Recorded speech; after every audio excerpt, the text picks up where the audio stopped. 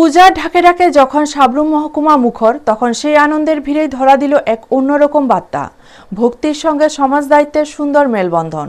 শুক্রবার সাবরুম মহকুমার বিভিন্ন প্রান্তে উৎসবমুখর পরিবেশে ভক্তিভরে পালিত হলো সরস্বতী পূজা।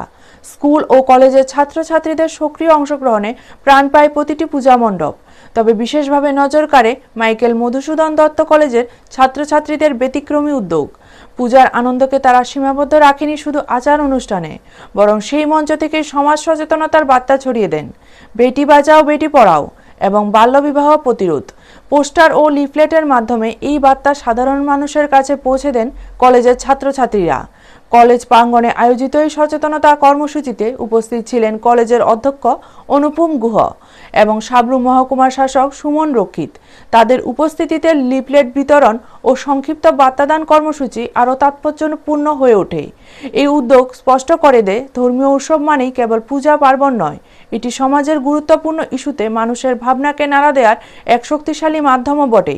ছাত্রছাত্রীদের এই সচেতন ও দায়িত্বশীল ভূমিকা ভবিষ্যৎ প্রজন্মকে সঠিক পথে এগিয়ে নিয়ে যেতে অনুপ্রেরণা যোগাবে, এমনটাই মনে করছেন এলাকাবাসী। ব্যুরো রিপোর্ট, নিউজ তৎকাল 24।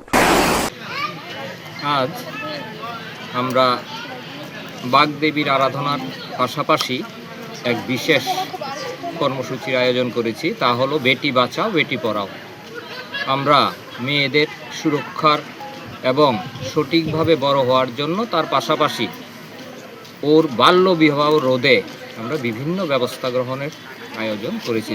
তার মধ্যে আমরা লিফলেট বিলি করছি এবং সবাইকে সচেতন থাকার জন্য আবেদন করছি।